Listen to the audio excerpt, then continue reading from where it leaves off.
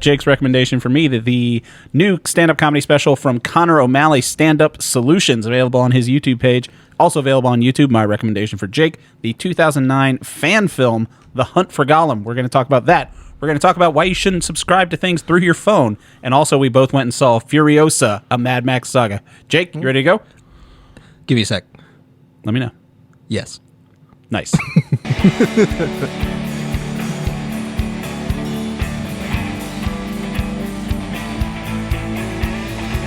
I like having a theme song. This is recorded. Did you forget that? No, I wanted to do something that was going to make you upset. It didn't make me upset, but now everyone knows that I don't edit it. I just play it live, and we both listen to the theme song. I'm sure they know by now. Hey, everybody. Welcome to the show. My name is Taylor Egner. With me, as always, is my best friend, Jake Baggett. Say hi, Jake. Hey, buddy. He was the one talking through the theme song like a dick.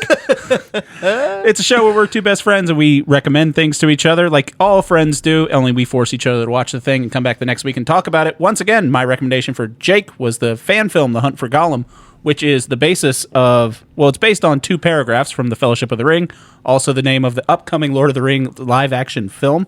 Jake's recommendation for me, a return of Connor O'Malley, his new stand-up special, Stand-Up Solutions. Jake, Yeah. you really just let him peek behind the curtain. Like, some people probably think, oh, that's nice that Taylor edits the theme song into it and doesn't Who just is play doing it live. that? I don't know. I thought it was kind of professional. It is your mother, if anybody, who's like, oh, that might be a little taste of Taylor. She has very little interest in what I do. I think it's cool we got Brother Bill to allow us to good guys. get their theme song. Brother Bill does their theme song. You should find them on Spotify. And while you're on the internet, you should subscribe to us on YouTube. We got over 4,200 people now. Holy. Right? That's pretty cool.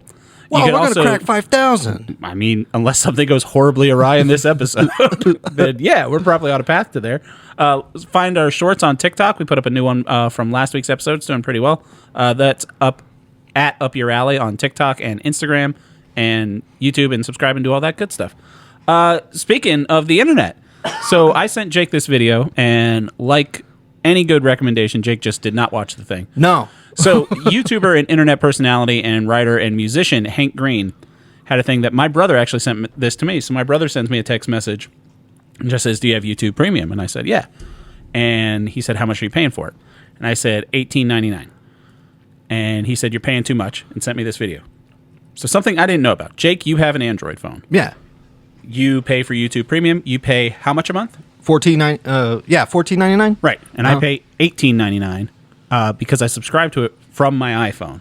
Man. So Hank Green, and you can find this on his YouTube page, has this great breakdown of why that is. So anytime anybody that has apps, and I'm sure most people are listening to this on an app, go through your subscriptions, because a lot of places, if you're subscribing to it specifically from the Apple Store, Apple charges more because they charge the platform, or not the platform, but the creator of the app money to put it in their store. Yeah. So they just take a cut right on top. So I'm paying $4 more a month for YouTube Premium, and that's not going to Google. Not that Google needs the money. Yeah. But I mean, it's going straight to Apple. $4, And that's the thing that Hank points out in his video. And Hank Green's, he's a great dude. He points out that it's not just the first time you subscribe to it, like from Apple. Yeah. It's every month. Yeah. So Apple is getting, what's the math there? $48. $48, almost $50 a year from me for doing nothing. Yeah. So I ended that subscription, subscribed to it from the YouTube website, and then put it on my phone. So it's the same service, only I'm paying $4 a month less. That's so crazy. So it's a thing that a couple different apps will do this. Spotify, weirdly, if you try to go to Spotify Premium through the app, another thing that Hank brings up in the video is it says, you can't upgrade to Premium through the app. Sorry. Mm-hmm. They don't tell you why you can't. On your iPhone? Right. Okay. But you have to infer, okay, we're supposed to just go to the website and you do it from there and everything's fine and you get Spotify Premium on your iPhone. But they can't say, hey, you have to go to our website because Apple's dicks and they want to take any money, because Spotify pays out of their like $11 a month, they pay $7 to the record companies for licensing. So if they gave Apple $4, they wouldn't have any money for anybody that subscribes to Spotify through an iPhone. Yeah. So they can't afford to do it. Man. The reason Hank Green points this up is... That's crazy. he has a comedy special coming out. Hank Green went through chemo and had cancer, and he recorded a stand-up comedy special about that. It's coming out on something we talked about last week, Dropout. Right. So We both gave it 3s. yeah, Dropout's a fantastic service. You can go to Dropout, but if you're subscribing to Dropout, do it through your internet if you have an iPhone. Hank reached out to the CEO, Sam, of Dropout, said, hey, it's $6.99 for Dropout on the website, and it's $6.99 from my iPhone. Dropout and some of the smaller developers that don't really have to wait to throw around, like your Spotify's or your YouTube, Oh, wow. they take the cut. Wow. So Apple just takes money out of Dropout's pocket, so that way they don't have to charge iPhone users more. So some of the smaller distributors are literally giving up some of their money so people with iPhones can subscribe to their service. Oh, man. So it's worth it to go, and you can do this on your iPhone, your settings, whatever. You can click on your subscriptions, or you can use Rocket Money. They're not a sponsor yet, but I'll give them a free shout out. And Apple could be a sponsor, and I'll stop telling people to not do this if you want your money back. But you can go through and cancel all of them and then just sign back up for it through your thing.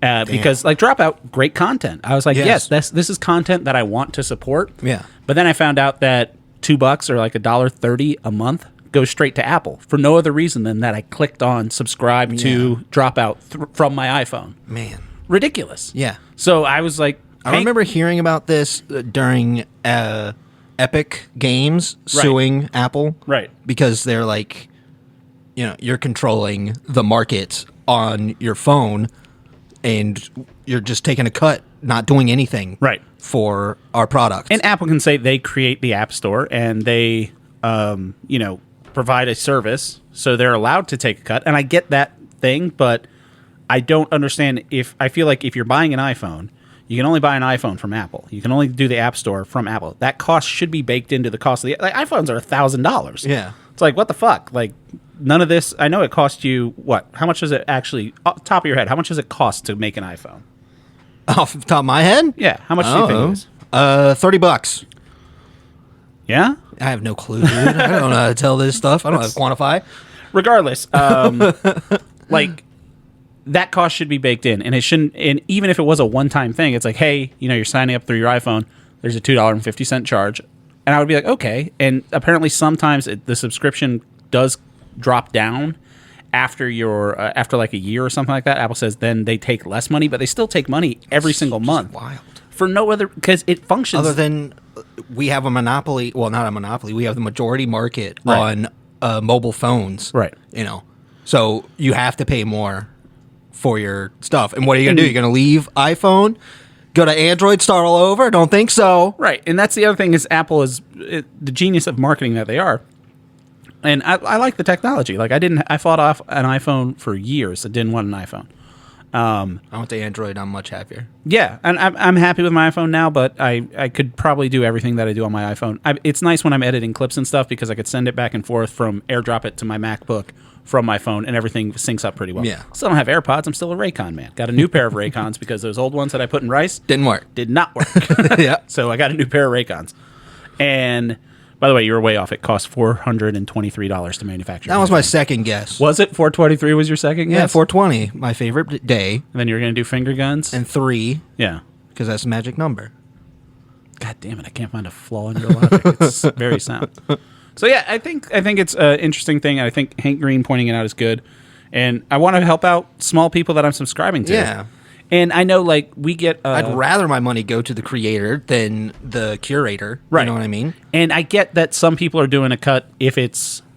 I mean, I don't think it's that unsimilar. For instance, we do our graphics and stuff. We get done by a guy Jimmy that we found on Fiverr. Yeah, and we've been working with him for over a year. Everything that we need graphically, he's our guy. Yeah. And Fiverr does have an extra fee where it's like, if I was paying, let's just say $100 for something, they would do a transaction fee, something like that. And that makes sense. But I know he's still getting the $100 or whatever it is. They just tack a fee on top of it. Which it's is not hidden. And if I found out it's like a tax of it, Right. So if I found out that he was getting less of that money and it was a hidden fee, I would just try to work with him directly. Yeah. Like, of course. I mean, and he's out of country, and this is the easiest way for me to communicate with him, so I don't mind paying that extra fee for Fiverr. Yeah. But with like Dropout and stuff, if I find out I'm getting the exact same content, only Apple's getting money for doing nothing. I mean, Fiverr at least gets the money because they put me in contact with the guy that does our graphics. Yeah. So I don't know. It's a sketchy line, but as soon as I found that out, that I was literally, there were people out there like Sam and the guys from Dropout that were taking less money. Yeah. Like they were taking the personal hit. It's just how much money are you supposed to be taking from people? You know, that's my big question. It's a fine line. It makes sense to me if I see it like a mall, and if I want to open a store at the Apple Mall, like I have to pay for the space, right. And you know, I'm also paying for the prestige of being at this mall, which makes sense to me. But they're being like, it's going to be like a bunch of your profit. It's going to be a bunch of it. Yeah. And that's like it's all the overhead. It doesn't feel right. It doesn't feel right. So yeah. So it makes sense to charge somebody for it. Of course, I could see that. Like, what's that weird bird watching app you were telling me about? Merlin. Okay, so I'm sure Merlin probably costs the same. How much do you pay for Merlin? I don't pay nothing for Merlin. Well, okay, so someone like Merlin, like if you find out that they're, the same amount on Android as they are. Anything for Merlin. Just keep going. As a for instance, if you find out that they're charging the same amount on Apple as they are on Android, they're getting less money if you subscribe from Apple. So if you can do it directly from your browser, and it doesn't affect the service on your phone at all. Yeah. It's the same thing. But now... Agreed. So now just Sam and the guys from Dropout are getting an extra $1.30 a month from me, and they fucking deserve it. You know what? Great content. You know what Android does? Makes green bubbles in the text and throws off the group chat. Hell yeah. Yeah. I don't know that because I never used an iPhone. Fair enough. We know you're using an Android. You got the Play Store. That's where you go to get your apps. You can go to other stores, man. Yeah. The only thing that you go through the Play Store is because they're like, the stuff Guaranteed to not have a virus and shit like that. Yeah, the stuff has been vetted. Right. And you could go to other people and be like, hey, we got one that's really weird and stuff. You got the black market ads. You got to go down these dark alleys. Hey, kids, you want to look at some birds? Because I'm like, I would really like it if, like, Captain America's shield swung across my screen whenever I swipe it. And they're like, I got that for you, buddy. Well, I can do that, but you got to download it over here. That is a benefit of Apple. Yes. I mean, you got to know what you're doing. And granted, Apple has the iOS, so it has to function on their software. They have a monopoly on that. If it's working on Apple, it has to be through their shit. And, you're not getting any crazy viruses. But with something like YouTube that's from Google, it was just a standoff between those two companies where they're like, hey, you want YouTube? And there's like, well, you're going to have to charge people extra. Yeah. And they Google's were both charge you less on your Android phone if you buy it off your Android phone. Google makes the same amount no matter who you purchase it through. And that's the other thing. Apple's not making the content.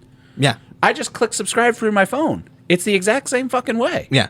And I'm team YouTube because that's what we're on until we want to get bought by Apple, in which case I'm throwing my Raycons back in the lake. The Jake and Taylor show on Apple Plus. Oh God, they're making shows out of everything. Maybe we could be with Godzilla and the Severance people. King Kong? Yeah. There's a fly buzzing around. God damn it. All right. Have fun. Speaking of flies buzzing around in terrible places, we both went and saw Furiosa. Yes, we did. You saw it Friday night. Uh-huh. I saw it Saturday morning. First showing Saturday morning. Ooh. On a just ground level, how was your theater experience? Full? No. Opening night, Memorial Day weekend. Yeah, I wasn't that full. Yeah. I mean, it was good, but wasn't packed or nothing. No. I was one of, I think, 7 people. And I noticed during the trailers, they had a trailer for the Quiet Place, day 1, whatever it is. Yeah. Speakers were shot. Oh, no. Like, it was a bad, like, in the middle of the trailer, it was like, all through the back. It sounded like the throat singing from, like, the Harkonnens, like, all through the background. Oh. And I was like, this is probably going to suck. But, like, I saw one of the other 7 people, like, get out and walk down. And I was like, all right, this guy's got it covered. Yeah. And someone came in and was just like, yeah, sorry, the speakers, we'll give you a refund if you want. And I'm just like, I'm fucking here. Really? You sat through it with bad speakers? And I will say this, you settled into it. It wasn't too bad. And also, it's not like it's not a legal drama. It's Mad Max. Like, it's loud and bombastic. Yeah, but it was whatever frequency it was on, it wasn't overwhelming. I was just shocked by how few people were in here. Also, movie theater, if you're seeing a movie before noon, $11.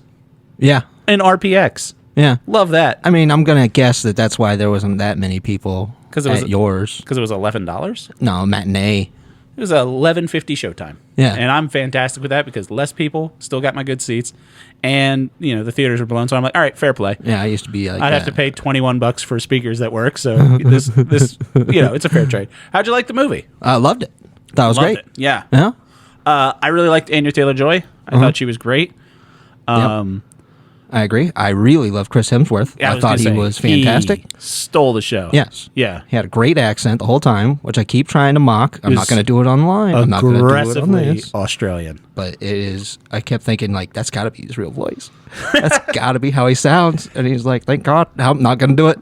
Not going to do it. You got pretty close there. But he was like very excited that he actually got to be himself.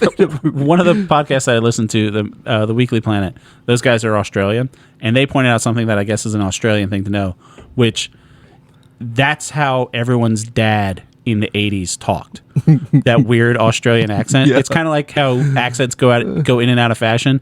Like in the 40s in America, I was like, meow, see? Like people talk like that. That's like the meow, see of the 80s in Australia. So the fact that the world ended apparently in the 80s and Chris Hemsworth from then, they're like, that's a good accent to pick. Yeah. And I was just like, Australia has some nuance that I didn't know about, and I appreciate it. I thought it was a really fun movie. I didn't like it as much as Fury Road. That's what I was going to get into. I want to watch it again because it's definitely not paced like Fury Road is. Which one do you want to watch again? Furiosa. Okay. I've seen Fury Road a bunch. So I saw Fury Road when it came out, and then I saw it in black and white. And I saw it when it came out, when it came to streaming. I didn't see it in theaters because I think I saw Road Warrior when I was a kid. I don't think I've ever seen the first Mad Max, like original Mad Max. I've seen the Mad Max. I've seen Road Warrior. I haven't seen Beyond Thunderdome. I saw Beyond Thunderdome like on USA or TNT when they were like just showing movies during the daytime. So it was edited, and Tina Turner was there, and it's fun. Yeah, I hear it's fine. But Fury Road really, I will say, piqued my interest in the franchise. I was like, this is fun. It was going to be a suggestion to you. Original Mad Max? No, Road Warrior, more than likely.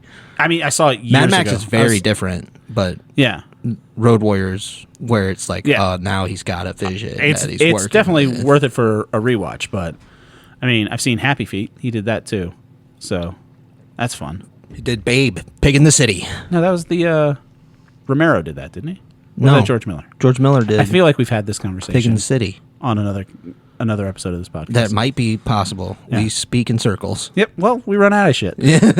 See if we can power through to episode 100. So I think the pacing in this movie, it was done in like little vignettes. Yes. Which I liked. That's what I was thinking, is that I just needed it to I needed to take my time with it as well. And I think, I don't know. I went back and I rewatched Fury Road Saturday night after I came home because I wasn't in love with Furiosa. Like it was a good movie and it was fun. Yeah. And I had a fun time with it, but it didn't hit me like the way I watched Fury Road the first time, and I was just like, holy shit, like this is, and maybe it's a novelty thing because I only saw Road Warrior when I was a kid and Beyond Thunderdome edited on TV, so maybe it was a novelty. It's like the first time you see like John Wick where you're like, holy fuck. Yeah. But then by John Wick 4 you're like, oh yeah, this is a good thing that I like, but it didn't hit you at the same time. You see that. Yeah, I can see how you approach it. And you're like, yeah, that's just the when same it's a novelty thing. Yeah. The first time people saw Star Wars, they lost their fucking minds, and now all they do is complain about Star Wars, but it's essentially the same thing. But you wish, partner. Regardless, we can talk about that if you want. I don't want to. And I don't know. It didn't hit me the same way. And I went back and watched Fury Road, and I was like, yeah, this is good. I feel like Furiosa. How top of your head? How long do you think Furiosa was? 2 hours, 15 minutes. 2 hours and 30 minutes. Yeah, close. It's a half hour longer than Fury Road. Yeah. And I feel like they were trying to put some lore in there, and I liked the lore. Yeah. But it just didn't hit me the way Fury Road was. Fury Road was just balls to the wall. Fury Road was one story. Jump. Yeah. And I thought, so this movie... One time. This movie jumped us around in time. Right. I think that was the jarring part of it, is that you can't really keep a fast-paced, high-octane movie going when you have to get through Furiosa's life. Right. So up to this point. We're not going to go in the spoilers for it, because I think more people should go see it. And I will say this, I think it's worth it to go see on the big screen. Yeah. Don't go to the Gainesville RPX Theater 1 until they fix that shit, because, I mean... It opens up with Furiosa's in like the green place, which is like an oasis, and she's a little kid. There are some biker guys there, and they take her. Yeah. And then her mom, like the other little girl was like, they took Furiosa. Yeah. And her mom. Look at you doing voices. I can do a little Australian. That's the only voice I can do. And I finally found my time that I could shine. So I was actually just a little Hermione Granger doing Wingardium Leviosa. It's Furiosa, not Furiosa. But regardless, so and it takes off where Furiosa's mom and another lady are on a horse, and they're riding a horse through the desert, going after the motorcycle guys, and they start shooting them with sniper rifles. And I'm like, holy fuck, we're going full on out. Like, all right, we're starting jumping right in. And you see where she gets grit. Then it like, and I like that the green place is like, we kill everybody that finds this place. Nobody survives coming here. It's like the fucking the hidden valley in Land Before Time, where it's just like the people are fucking here. If somebody comes, they stay or they're dead. Exactly, and they had like solar panels and shit. Like it was kind of cool. And I was in. It was just that it kind of dragged down after that. We get introduced to Chris Hemsworth, and he has his kind of like the scene in The Dark Knight where the Joker like breaks the pool cue, and he's like, only one of you can stay, and he's recruiting more people for his gang. He plays Dementus. Fucking, he's unhinged. It reminded me of, and I saw a lot of people compare it to this, like when people are like, "Oh, Chris Hemsworth was really good in this movie." Like, "Oh, you should watch him in Spiderhead." And I was like, "Yeah, Jake and I saw that movie. That's a really good thing of how just he's unhinged. A great villain. Yeah, he does a great job being a villain, and he's great being the hero and the action guy too. He's a really interesting villain too, because he's not somebody who's like just trying to be evil, right? You know, he wants to be in charge, right? He has a hard time doing it, and he just goes by his flights of fancy, which can bite him in the ass, and you see it happen multiple times. Super interesting stuff happens to him the entire movie. It was very similar to, I think, his character in Spiderhead, who like. If you haven't seen that movie, he plays the head of a pharmaceutical drug company who's testing drugs on prisoners. And he's a bad guy, but he thinks he's doing it for the right reason.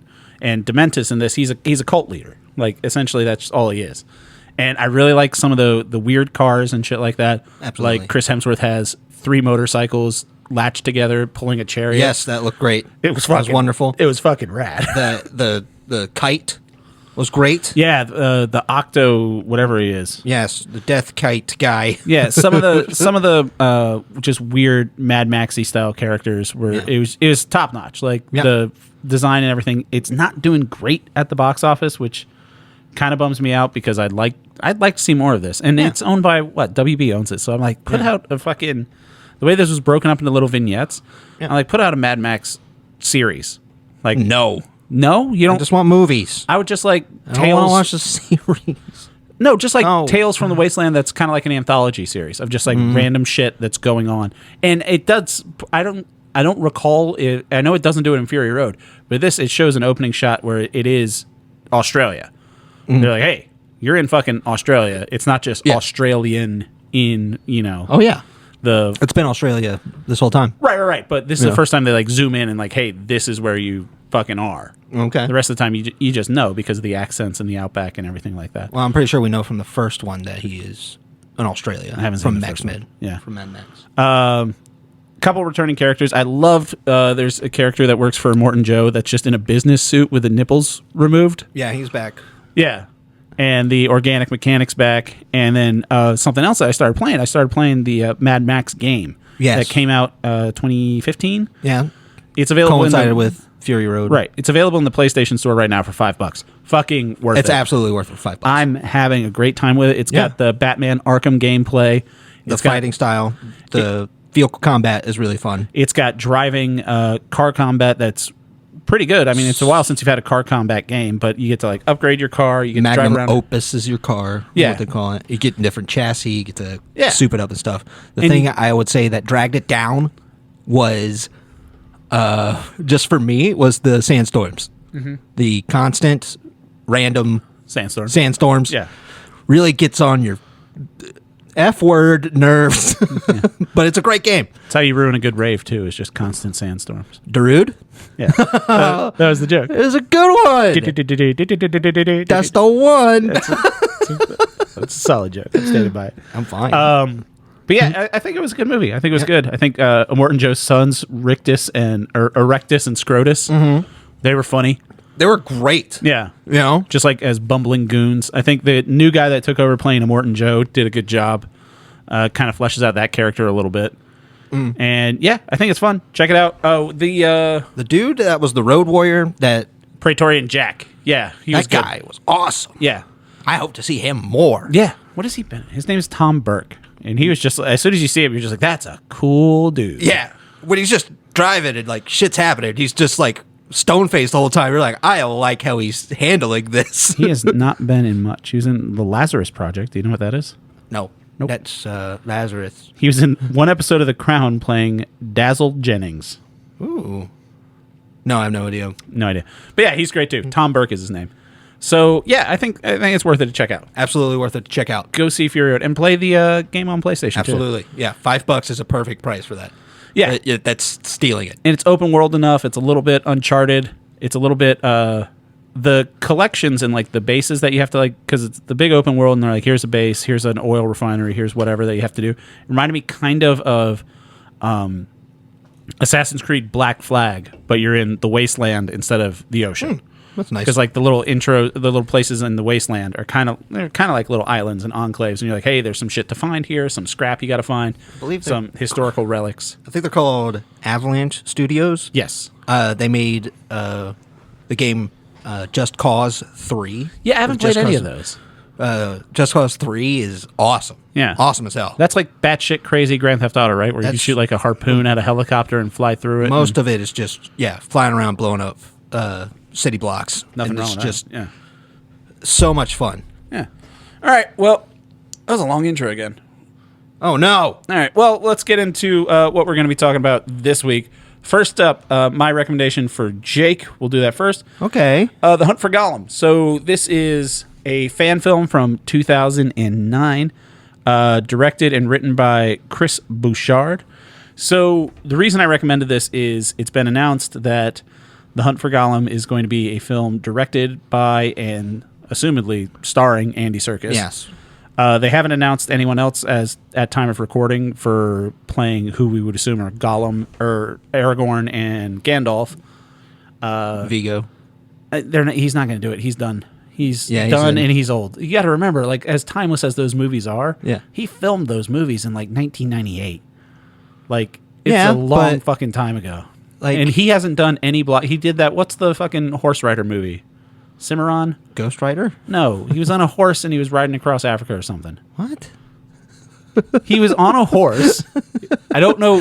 Normally, you're good at picking up on what I'm saying. When I just type, that's crazy. No, God damn it! He's on a horse riding across Africa. That's the plot of the movie. Yes. That's it. That all he does. Yes. Okay. I know I'm laughing, but I also want to watch this movie called Straight Story, which is about a guy who rides a lawnmower to go visit his brother. Oh, I think I remember that. You know who directed it? Who? David Lynch. Oh, God damn it. Yeah. It's called Hidalgo, this movie. Oh, Hidalgo. I remember that. Yeah. So he did that, and then he's done like just kind of indie movies. And Eastern Promises was great. Cronenberg movies, what he mostly did. History of Violence. Yeah. So I wanted to watch this because it came to my attention. I forget whose Twitter feed I saw it in first, or X feed, sorry. Hey, basically they're like, they already made this movie when they announced The Hunt for Gollum. It's like there was a fan film. It's 40 minutes long. It's available on YouTube. It's on a couple different channels because from what I've gathered, it's free. It's not. It's profit, free, non-profit. Right? What it's called, because they're not super duper allowed to make money from it, or there's some legal thing. Regardless, you can find it in good quality on a couple different YouTube channels. Just type in "Hunt for Gollum" fan film; it'll pop up. No, shot for £5,000. Ooh. Yeah. So that's the equivalent of $7,000 US. So not a lot of money. But to be fair, like you pointed out when this movie was announced, it's based on about 2 paragraphs of The Lord of the Rings, The Fellowship of the Ring, where Aragorn just basically tells Gandalf, I went looking for Gollum. It's not much of a story to tell. I think that's like a quote from the book, is he says it's not a story worth telling. But yes, I thought it was. I feel like that's true. But yeah, so I liked it because it was like a fan film. I thought it was funny. I thought it's good for search engine optimization for the show, for us to talk about it. And I know you like shoestring budgets. Yeah. I know you like passionate people. Yeah. I know you like fan film, fan art, all that stuff. Fan films is my, So when you hadn't heard of this, I was like, oh, fuck yeah. Like, Jake's going to love this, and he's going to love comparing a $200 million movie to this $7,000 fan film. Oh, absolutely. And going and saying that this is better. Nothing against Andy Serkis, nothing against we Peter haven't Jackson. seen it yet. I want nothing more. And I don't want it to come off with like this is being shitty, like, oh, they already made the fan film, why are you wasting your money? I want nothing more than for that movie to fucking rule. Yeah. Like, if it's a great good movie is a good movie. Yeah. Right. I wish everyone well. I just thought this would be a funny thing to talk about. Yes. So, Jake, what'd you think? This is absolutely a 3 for me. This is a 3 thing. Yeah. For me. I thought so. It's insane. You could tell that they had to have been putting stuff. Help wanted ads being like, help somebody that sounds like Viggo Mortensen. Does anyone have an orc costume? Somebody who sounds like Smeagol. And I was like, that's so good. Because it's shot very much in the Peter Jackson The one that style. I watched was 40 minutes. Yeah, that's what That's the one that it is, right? Yep. Because I also saw one that was an hour and a half, and I was like, there's no fan film worth that. No offense, but they have a big intro. Yeah. Which has Gandalf and Aragorn sitting down and having a meeting. Well, there's a bunch of 3D objects and stuff flying while Gandalf talks about the ring. Yeah. And how Bilbo got it, and that's getting Smeagol, Gollum, all worked up. Uh-huh. And then it's I don't know how they did it, but they have the shot in the bar that looks just like the shot in the bar when you first see Strider. It's shot to look like it's from Peter Jackson. Like it's a deleted scene from the extended version. When I saw that, that's when I was like, oh, they're trying, man. Yeah. Oh, this is good. For $7,000, it looks fucking great. They got to be Gandalf is incredible. Yeah. That dude should have been Gandalf. No. He was so interesting. He did such a great job just being a concerned old man. I will say this. Obviously, Viggo Mortensen's, iconic. Ian McKellen's iconic. The people that they got to fill in is Adrian Webster is the name of the actor playing Aragorn, and Patrick O'Connor playing Gandalf. Fucking nailed it. And also nailed it. Rita Ramnani has a little thing as Arwen. She's great too. Yeah, she just kind of pops up in there. Right. And it looks like if you had said, these are, Liv and Viggo couldn't be here one day, so we had their stand-ins, their stunt doubles just film the scene so we can get coverage. Yeah. Looks perfect. We just talked about the runtime. It's 40 minutes. Yeah. And I would say even that was kind of like pushing it for how much story we could get out of it. Because you brought up Eowyn. A lot of this is like walking through the forest, stopping, hearing something, and then, who's that? Oh, it's another ranger. Let's talk to him for a little bit. It's like, okay. And then we're walking through a different forest, and there's another noise, and we're stopping. Who's that? Oh, it's 2 orcs. And there are orcs in this. The orcs look great. They look great. Combat looks great. Like it was shot big well. Fights. It was choreographed well. Yeah. It was interesting. Because there was stakes involved with what was happening. It wasn't just like, oh, there's orcs. They're like, no, orcs are looking for Gollum as well. Right. So of course you're going to run into orcs. And I was like, this is really good. It's a real Smoke and Aces situation where everyone's like coming together to track down one dude. I love that to get around having No. You Gollum. gotta set it up more because it's my favorite part better. Oh my gosh. So they don't have a CGI budget really. Yeah. And Andy Serkis at the time, that was not, I watched a behind the scenes thing about it. Like someone, I forget who did it, but someone on YouTube did like a Andy Serkis like career retrospective and why he doesn't get enough credit for changing how films are made. Yeah. So with Gollum, it wasn't motion capture. or performance capture. Like now when he's Caesar, he's got the dots on his face and he's walking around and they just kind of superimpose the chimp on top of him. Yeah. With Gollum, he was in a suit. It was like a morph suit. And he was talking to Sam and Frodo. But then him going back in was completely CGI'd in. It wasn't a 1-to-1, let's replace Andy with this guy. It was going in frame by frame and redrawing everything. Taking it out. Just like taking them out and putting them on top. But having his performance. So that they could at least interact with something that will be there. They had like close-ups on faces and stuff like that. That's a lot of hard work. It is a lot of hard work. So the workaround for that. Put Gollum in a sack. Man, that was so good. Throw him over your shoulder like you're Santa Claus. You just have a sack that's kicking around every once in a while. It looks like... And you go, oh, hobbits! And you're like, damn. Another voice you can do. Damn. Have you ever seen like the little like toy balls for like cats that like move around? Yes, like, the one with the tail on it. Yeah, they're like awkwardly weighted and it's a ferret attached to a ball or something. Your cats, they just took like 8 of those and put them in a burlap sack. And then that was Gollum. Which, when you're shooting, and that's not to belittle this, you're shooting it for $7,000. Yes. So great. This is how you get around that. That's one of the things that I love about fan films is you're going to come up to these moments and you're like, okay, how do we get around this? Right. And you come up with a solution. This is called The Hunt for Gollum. We can't super duper show Gollum a lot. Exactly. They didn't want to make a movie about, look at how great we can make a Gollum. Right. They wanted to make a movie to be like, look at how well we can shoot a movie. Look at how well we can act. Look at how much we understand the material that we're working with. This was 2009. How much they cared about it. Yes, that's what I'm saying. What they were pushing through was their talents. They're like, focus on the talents, and we're just going to downplay the stuff that we can't really do that well. Exactly. We make great orc costumes. It's like really good Shakespeare theater, like live too. It's like we don't have the sets, but like we can do enough with what we got. I to believe make you think Gollum was in a sack. Yeah. It makes sense why he would be. Another thing about this is original music too. You're kidding? Yeah. Wow. Yeah. I really just assumed it was ripped. Music by Adam Langston, Andrew Scrabitanus, and Chris Bouchard, uncredited. Original music. Wow. I honestly thought it was ripped. Yeah, it's not Howard Shore. Like, fuck it sounded great. It did. Yeah. And yeah, I think everything's great. It was true passion that was put into this thing. The guy that absolute nerds worked really hard to make this happen. Gareth Bro is the guy that voiced Gollum.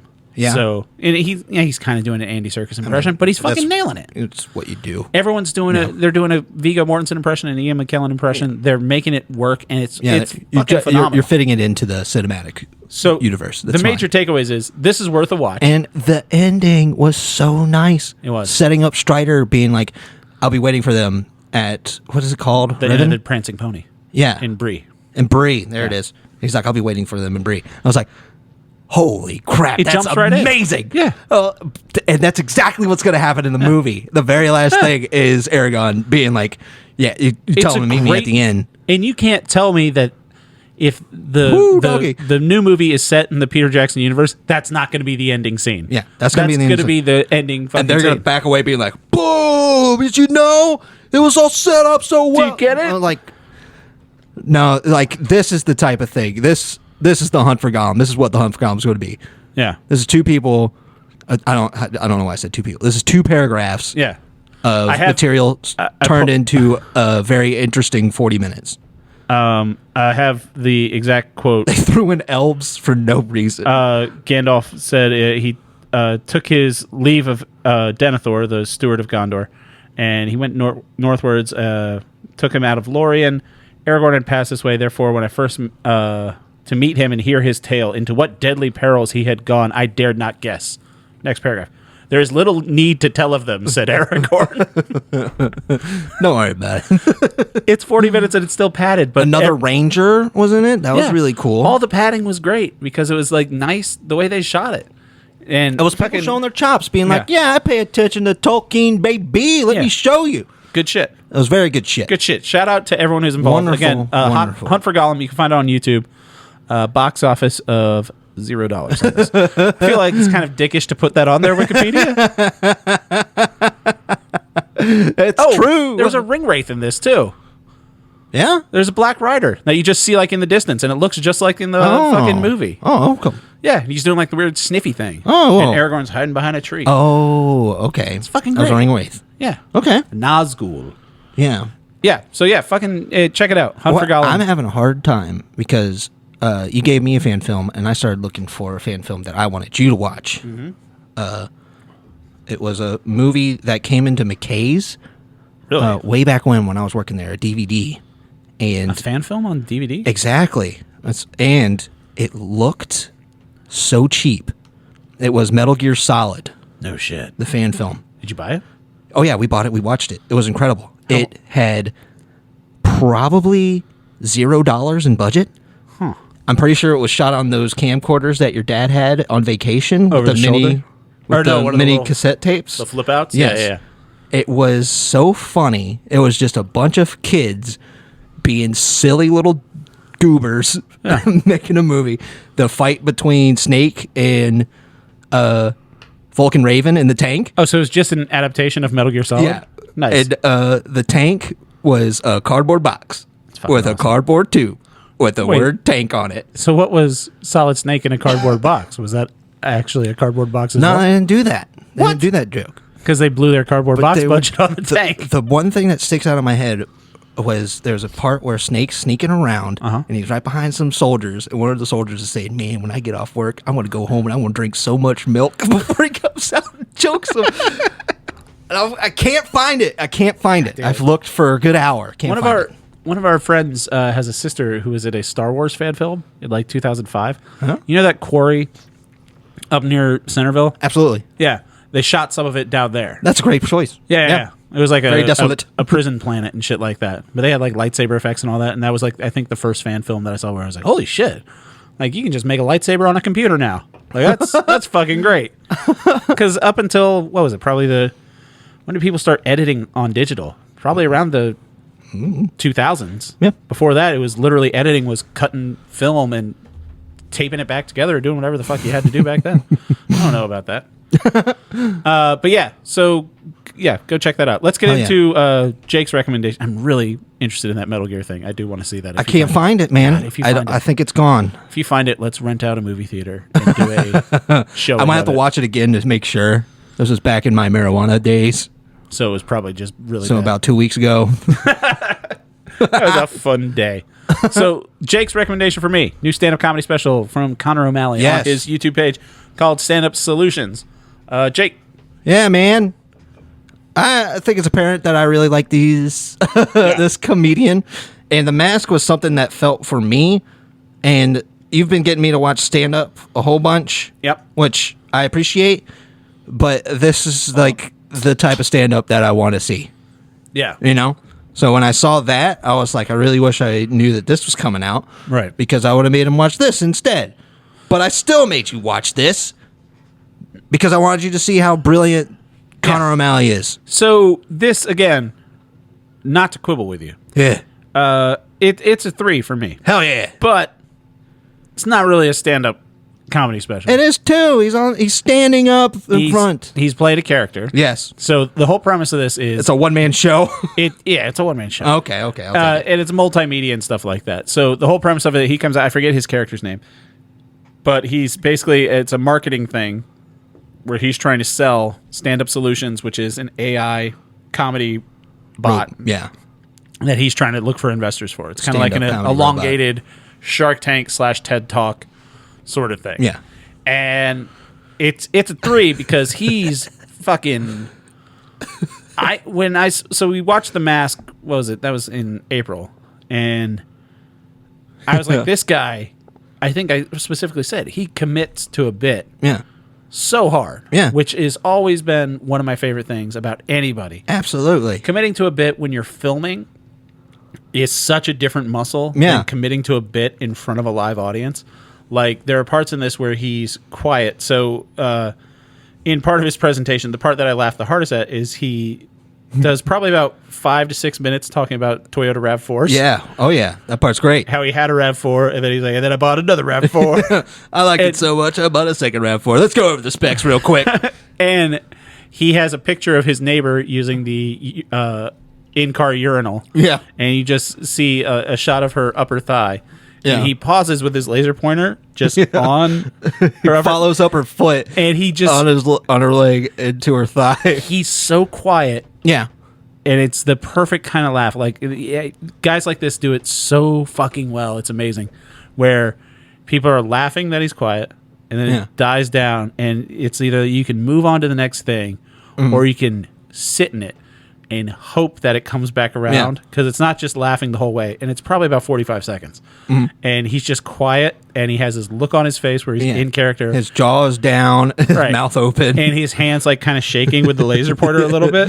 So I'm like, God damn it, this guy is full on. I love it. Like, I love this.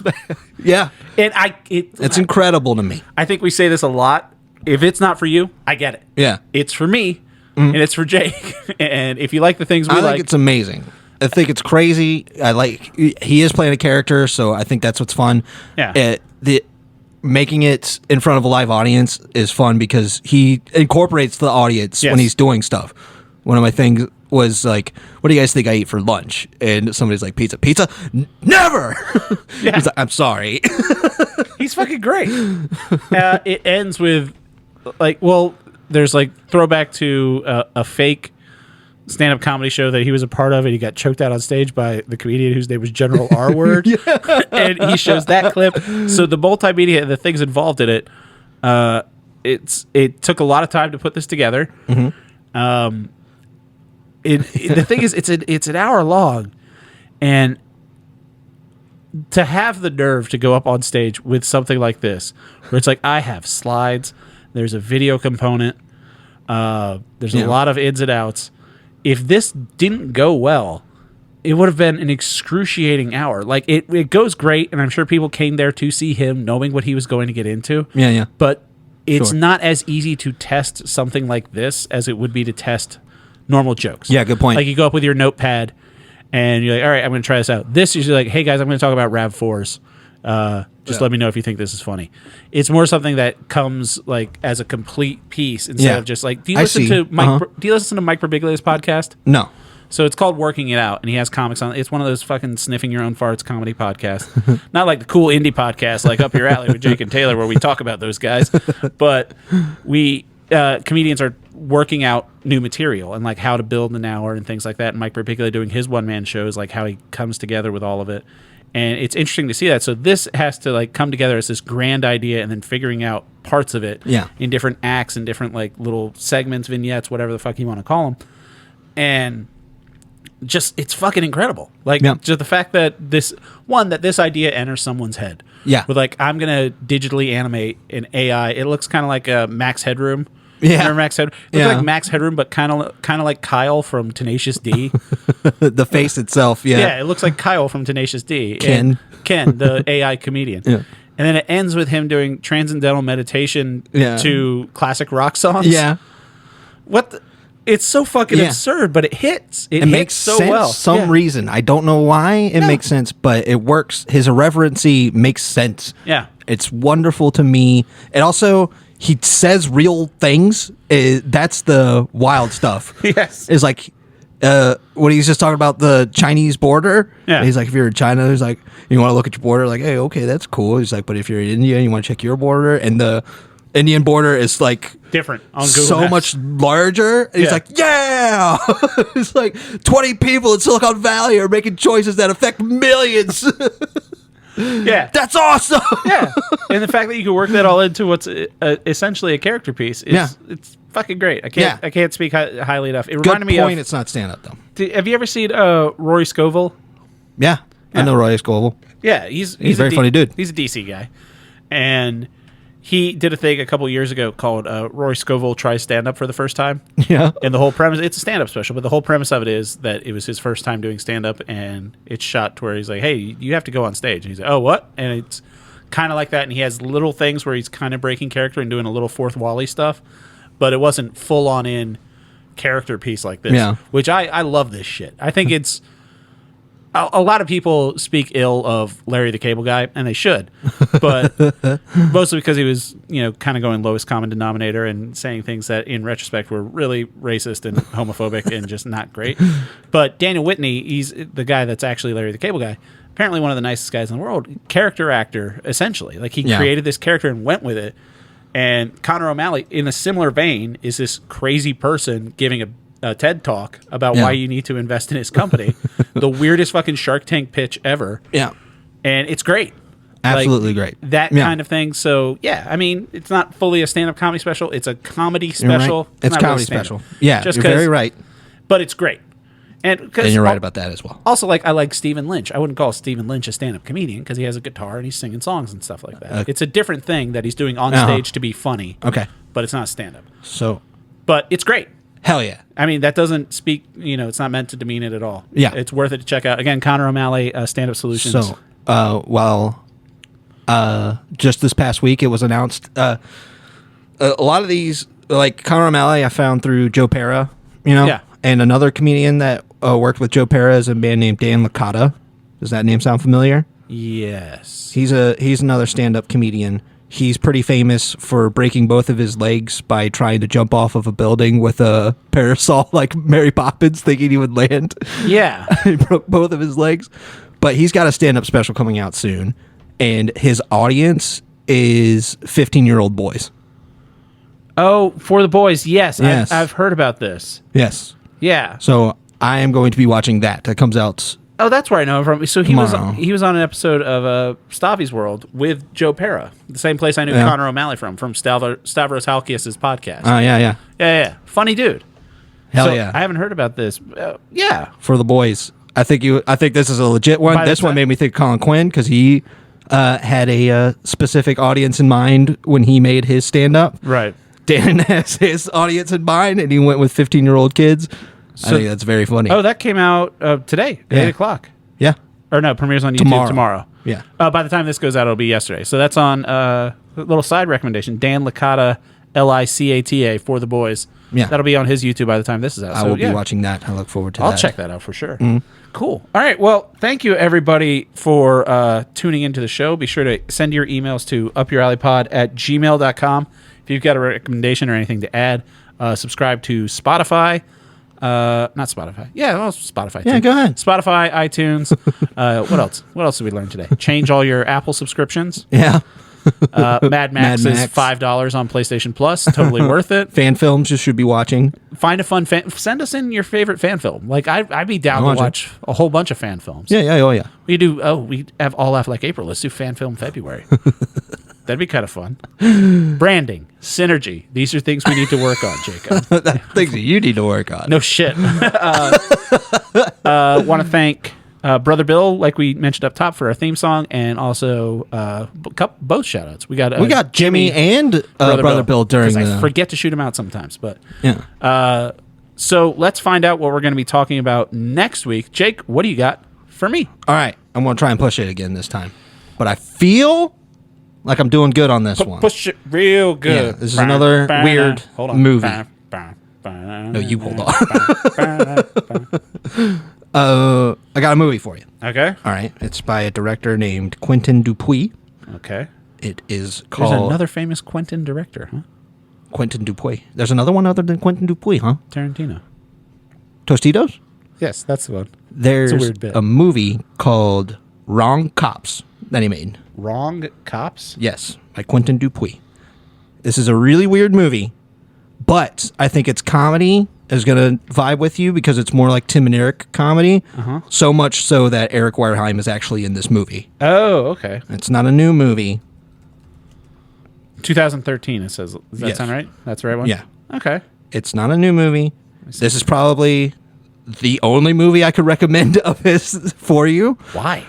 His first movie that I watched was called Rubber, which is about a sentient tire named Robert that can kill you with its mind. I've heard of that. Yeah. Yeah. This was Quentin Dupuis' movie. I love that movie. I don't think you can get into it, but I think you can get into available Wrong for Cops. Free on Plex. Your favorite thing. After he made Rubber, he made another movie called Wrong.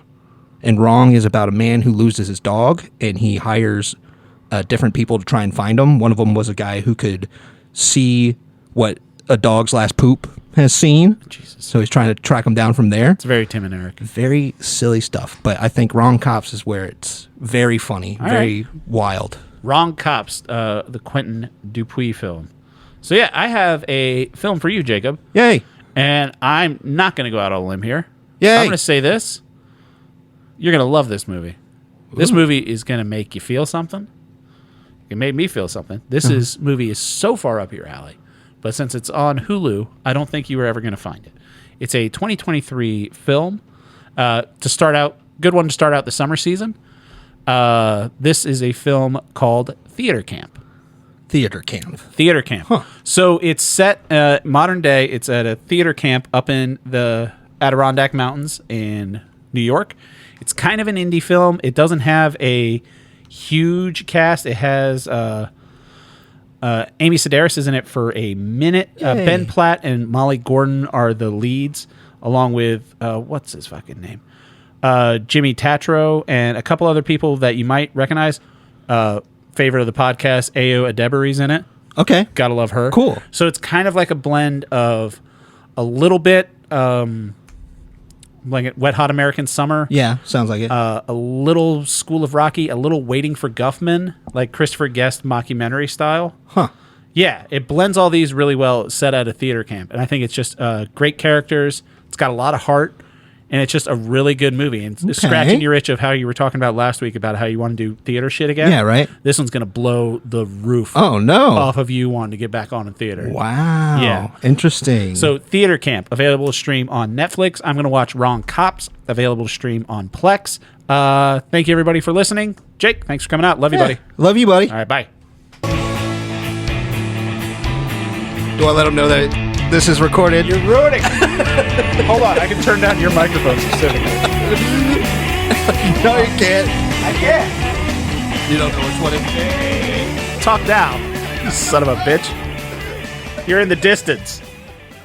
Good night, everybody.